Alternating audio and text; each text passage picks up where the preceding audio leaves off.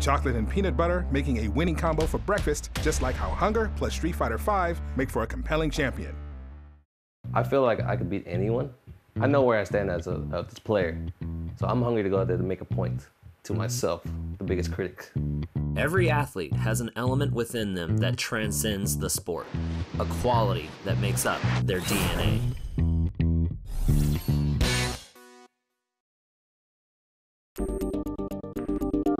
Hi, my name is LPN, and I am a professional Street Fighter player.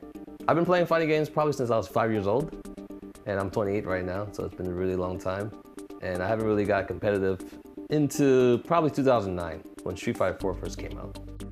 I don't think I'm as well known as more of the high profile players due to the fact that I don't travel enough.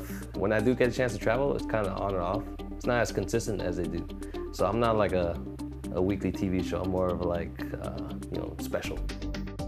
When it comes to hunger, I just want to win for myself. I'm not doing this for anyone else. It's really a testament to my own abilities. And I mean, I go out there, I don't worry about what people say, if they praise me, if they talk bad about me. I know where I stand as a player.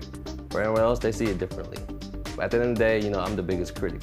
I feel like I could beat anyone, so I'm hungry to go out there to make a point.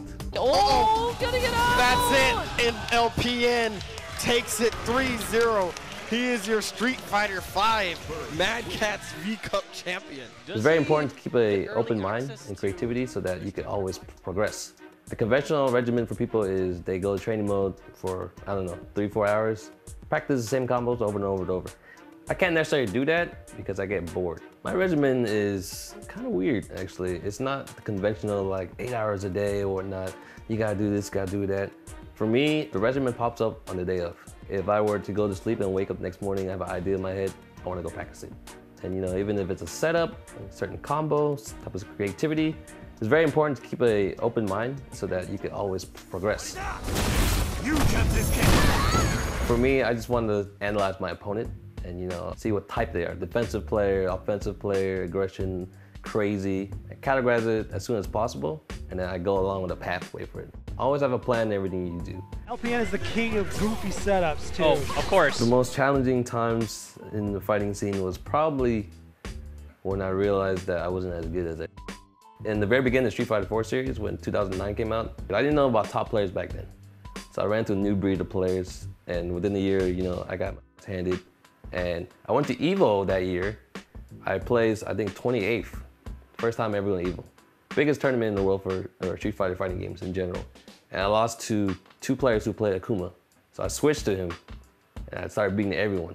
At that point, I realized, I lost my soul there to Akuma, but I got it back.